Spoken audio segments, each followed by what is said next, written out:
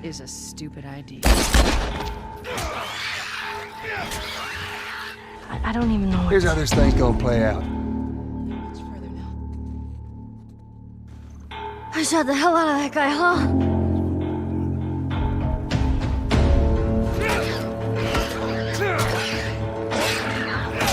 The Last of Us is not just a game, but a cinematic perfection. From the incredible story to the graphics, this game excels in all aspects, making it a long-time fan favorite.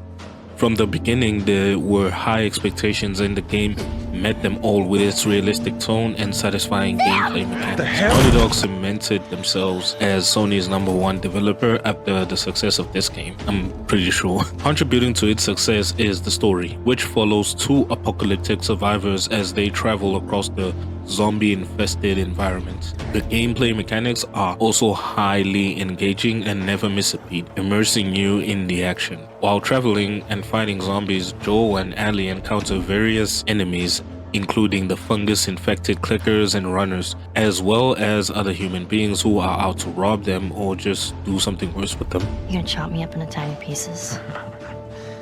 I'd rather not. This realistic portrayal of misery emphasizes the constant dread of being killed. The relationship between Ellie and Joel is wonderful to watch as they evolve from total strangers to a father-daughter bond. And that's because Ellie reminds Joel a lot of his own daughter, Sarah, who tragically dies at the beginning of the game.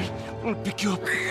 I know, baby. I know. This powerful opening sets the tone for the story, foreshadowing the harsh reality of post-apocalyptic world.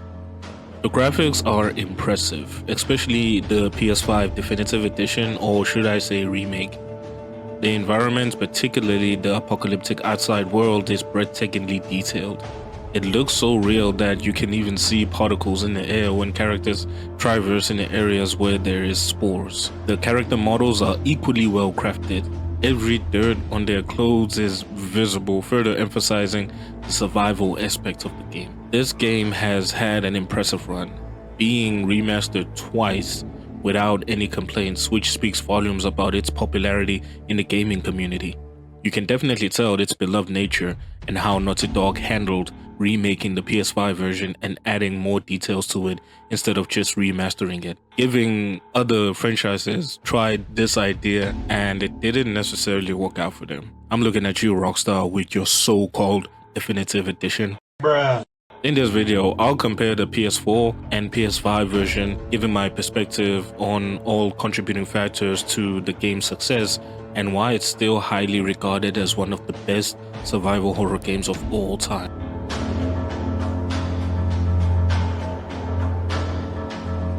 I know I'm actually praising the story a lot in this game. That's because it's the first thing that comes to mind when you mention this game. The characters are well written and feel incredibly realistic, making them easy to relate to. From the beginning, we're introduced to Joel and Sarah, a loving father and daughter, sharing a tender moment as Sarah gives Joel a watch for his birthday. A watch that we later see Joel wearing, as Ellie points out that it's broken later in the game. Soon after, the horror unfolds as Sarah wakes up to find Joel frantically trying to protect her from an infected neighbor. Joel succeeds in saving his daughter and they, along with his brother Tommy, attempt to escape the chaos. The pain and misery of the situation are palpable as the trio tries to leave the town. In this section, we get a glimpse into Sarah's personality as she wanders around the house, and we play as Sarah. And we see Joel's determination to save his daughter. Joel and Tommy's brotherly bond is also evident in this section as well, especially as Joel takes charge of the situation. You can tell who's older between the two. The tone is definitely set. A horrifying world filled with infected creatures and desperate survivors. Joel's desperation to save his daughter is heartbreaking, and he even leaves his brother behind to ensure her safety. As a player, you can feel the weight of this decision because you play as Joel, who's trying to run away carrying Sarah, who has a leg injury due to the chaos that caused them to have an accident while trying to get away from the city. Unfortunately, while Joel is carrying Sarah, tries to get her to safety, Sarah doesn't survive as she is brutally shot by a soldier who was given orders to terminate any survivor. This scene is gut-wrenching to watch as Joel desperately trying to save his daughter as she dies in his arms, a tragic event that sets the stage for the rest of the game and the rest of the whole story, as we see the deep pain that Joel endures. Come on, baby, please. I know, baby. I know. After that, we cut to Joel, who has spent 20 years surviving and knows a great deal about everything. We meet his partner in life and in business, who has multiple connections all around the city. Not right now, Terrence. No, it's good. Not now.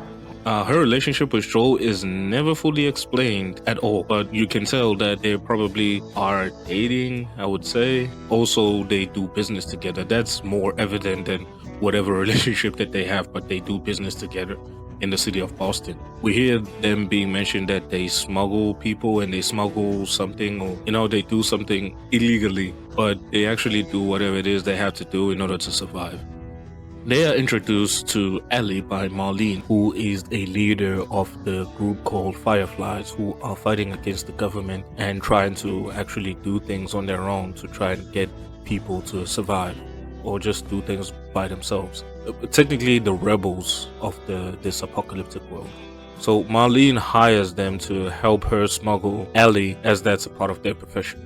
Unfortunately, I'm gonna skip quite a lot. I know there's a lot that actually happens, but I'm just gonna skip to where we actually see Tess sacrifices herself after she shows Joel that in the middle of a scuffle she was infected, unfortunately, and then she convinces Joel to actually take Ellie to the Fireflies group. Give me your arm. This was 3 weeks. I was bitten an hour ago and it's already worse. This is fucking real, Joel. After Joel and Ellie get away, we get a full view of how Joel has dealt with things and survived so long. He buries his pain and moves on. And we can see that after Tess dies. I don't even know Here's how this thing's gonna play out. You don't bring up Tess. Ever. You can tell that he has seen too much and tends to not dwell on it, but just moves on and keep going. Reluctantly, Joel agrees to escort Ellie to the Fireflies, a group that may hold the key to a vaccine that may reverse the virus, using Ellie's blood as she is immune to it. The journey with Ellie and Joel is one of the highlights of the game. Their bond grows stronger as they face numerous challenges and share heartful moments. Ellie's curiosity about the world before the outbreak contrasts with Joel's hardened experience. It's very interesting to see because Ellie grew up in this apocalyptic world, so she has never seen anything besides this harsh reality that she lives every single day. While Joel, who has seen both events, the apocalypse and the normal life, tends to, he is actually the perfect person that she can find out a lot about everything. So in the game, we keep seeing Ellie ask Joel a lot about everything she finds. Plus, there's a matter of her never leaving the city of Boston. She encounters zombies that she has never seen before, and Joel, being the smuggler, is the right person to protect her from everything because he has came across these infected creatures. Overall, the story of the game is powerful and emotionally resonant. The well-written characters and the gripping narrative make for a truly unforgettable experience. The cutscenes seamlessly blend with the gameplay, creating a cohesive and impactful storytelling experience. And there's the matter of the ending. Man, the ending. This really sparked a debate online amongst gamers, discussing whether Joel was right or wrong to lie to Ellie about what happened after saving her from the Fireflies. Now, I'm just gonna put a spoiler warning from here because I'm just gonna talk a lot about the ending because I want to give my full opinion of what I think the ending of this game. This ending was incredible as it leaves you with questions trying to figure out if it was a good ending or a bad one. It definitely reminded me a lot about the Far Cry canon ending, because Far Cry, I think it has 2 or 3 endings, but yeah, the canon ending where we continue to Far Cry New Dawn. In that ending where everything is destroyed by the nuclear bomb. The same happens here with this game. Like, oh man, this game, just the ending just leaves you with so many questions and wonder why Joel made that decision. So in this game, it's revealed to Joel that the true nature of this vaccine and the process of making it, which Ellie won't survive from, is what actually triggers Joel to consider his decision and consider his options. Joel doesn't like that idea at all, and instead kills everybody including Marlene and taking Ellie. In the aftermath, Ellie wakes up and Joel tells her about his vision of what happened and not the truth to keep Ellie from finding out. Ellie is suspicious at first, but she takes his word for it and even makes him promise to be honest with her about everything from there on. Swear to me. Swear to me that everything that you've said about the Fireflies is true. The weight of Joel's decision is conflicting to witness because we've just spent the entire game watching Joel and Ellie build a loving bond, and it's easy to understand Joel's perspective as the fate of the world hangs in the balance and Ellie is the key to it all. But if you definitely ask me if this was a good decision, I think Joel was wrong, bruh. I think Joel was just wrong in this decision, and here's why. I can understand his perspective on the situation. As he travels with Ellie, it's clear that he grows fond of her. She becomes more than just a girl he's smuggling. She brings him back to the Joel we see at the beginning of the game, a devoted father willing to protect his daughter. I know Joel makes it clear that Ellie is not his daughter, but that's before he even spends so much time with her and he gains this connection with her. It's not hard to spot the similarities between Ellie and Sarah. I think the developers did this on purpose so we can see why Joel takes a liking into her. She even sounds like Sarah at times. Where did you get the money for this? Drugs.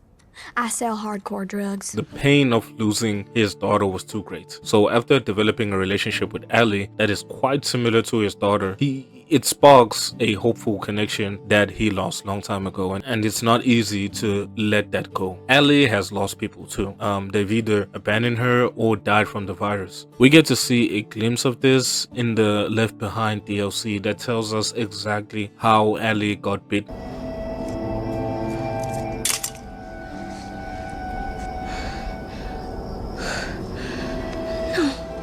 She definitely feels a strong connection with Joel. She hopes the same doesn't happen to him. Of course, Marlene could have been the right mother figure for Ellie, and she even made a promise to Ellie's mom that she'll look after her. But at first glimpse of her immunity, she was just quickly willing to sacrifice her. It's evident that Marlene hasn't spent enough time to develop a genuine relationship. You can make up an excuse that she's the leader of Fireflies and has so many duties that she just didn't have time for Ellie. That's why Ellie feels this sense of security with Joel, because from the beginning, when they actually made up, she never left Joel's side. But why I say Joel was wrong for this decision, because at first, the first thing is, we're talking about the world-ending virus that turned humans into monsters. For Joel, yes, it's risky. I mean, what if it doesn't work? That means Ellie dies for nothing, just like everyone else in his life. He can't bear that thought of losing her like he lost Sarah. It's simply just not worth it for him. However, what if it does work and they manage to reverse the virus? Her sacrifice would be legendary, as she would save humanity from extinction.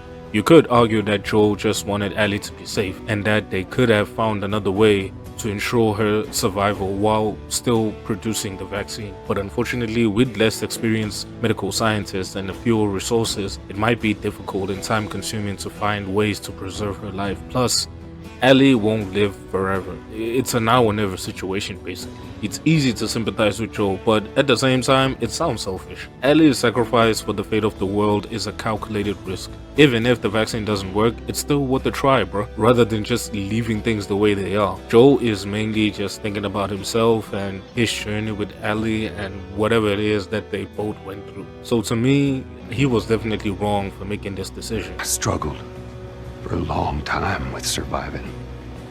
And no matter what, you keep finding something to fight for.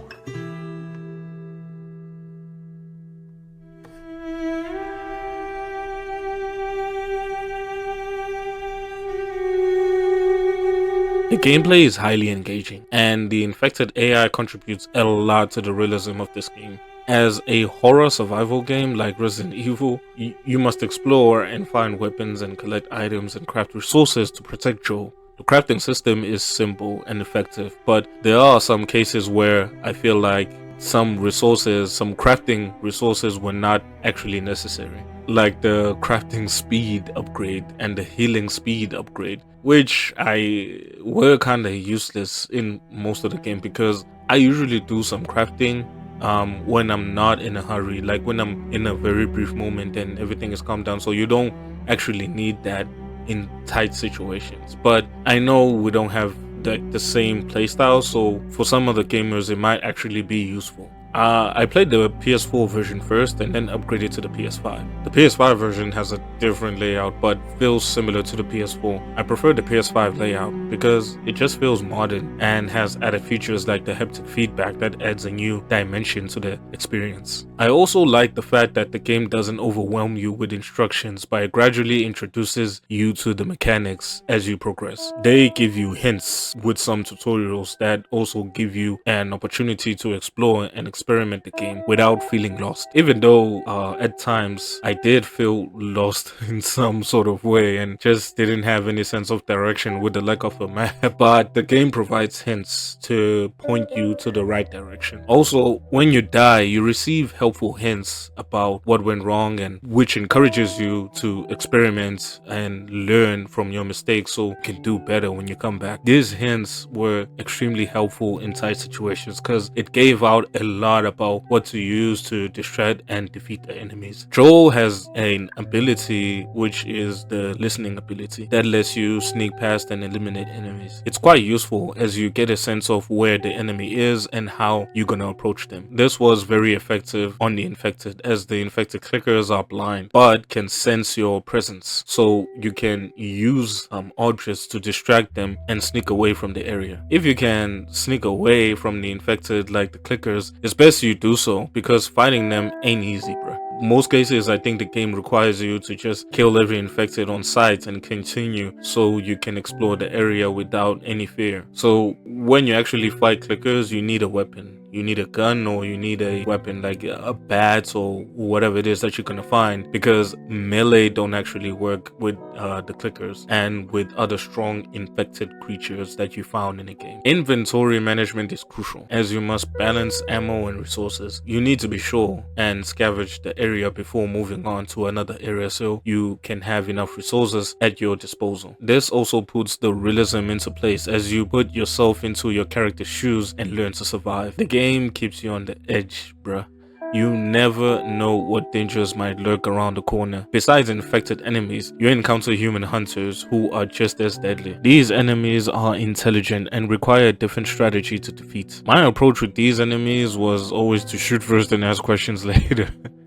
And you gotta be wary of your surroundings when you get into a fight with these guys, because they are not afraid to charge you head on. So you gotta be ready to just fight them or manage to shoot them off. So yeah, you have to be ready to just handle yourself whenever they come close to you. Melee combat is satisfying, whether using fists or weapons, but it's limited when you fight against many enemies. So most cases, you gotta be ready to just shoot them. And I hate the silent kills, especially the strangling one, as there are two options to choose from when you're taking down an enemy silently. One is to use a shiv to just stab him, or Joel strangles them. That's the other one. One takedown is easy and fast, but you use your shiv in order to, take out the enemy, but it's one of your resources. So if you use too much of your shiv in most of the time when you're taking out an enemy, you might run out of shivs, and you may use your shiv later on in the game to do more stuff like unlocking a locked door. But the other one is the strangling one, which doesn't use any resources. It's just Joel just strangling the enemy. I really hate how they made this one just super realistic, bro,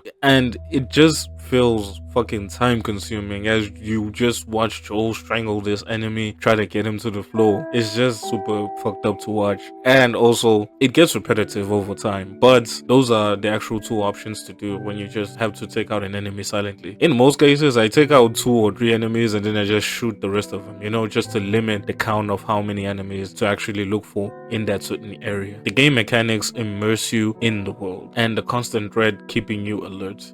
Even during brief moments of respite, you're always on guard. In most moments, you play as Joel, but there's a section for Ellie as well. I found this section less enjoyable because Ellie lacks Joel's skills, and she's a teenager, so most of the time she's vulnerable. She does have weapons to defend herself, but she just has a small structure, and enemies are definitely not intimidated by her. The absence of quick time events allow for seamlessly gameplay, and the cinematic cutscenes are captivating. However, the sudden transition between cutscene and gameplay can be jarring, especially in Ellie's section, bro. I appreciate the focus on AI as enemies prioritize the player character, making you feel vulnerable and responsible for Joel and Ellie's survival. Of course, you also need to be aware of the other characters' safety as they get caught and require rescue. To me, it actually rarely happens, but you have to be wary though. Overall, the whole experience is amazing. While there are some minor flaws, they don't distract you from the game's engaging gameplay.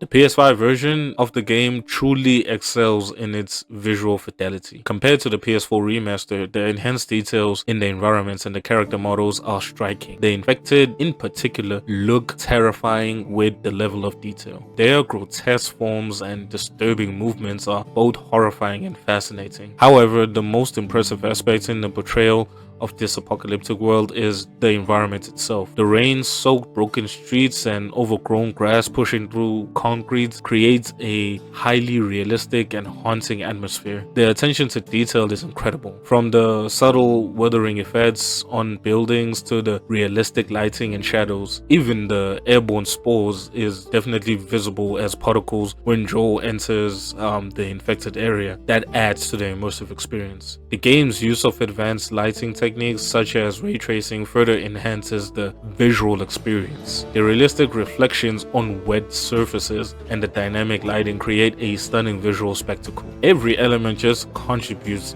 to making this remake a visual masterpiece.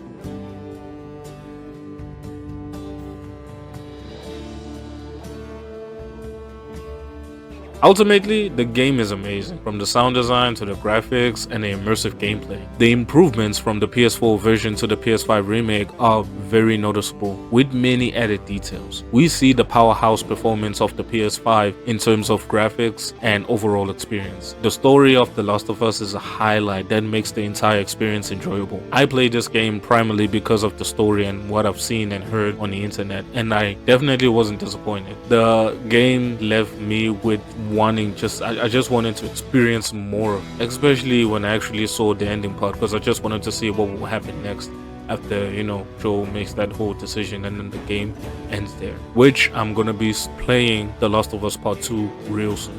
Even though like the reviews of part 2 were not very positive, as the story takes a very different direction from the first game, but I just want to play it for myself, you know, and see, you know, what happened there and why they actually went that direction. Yeah, maybe there's a reason for that. And that's it for the end of the video of The Last of Us Part 1 game review. Please like, share, and subscribe to my channel, my friends. And for me, Max, Screen TV Magic, I will see you when I see you.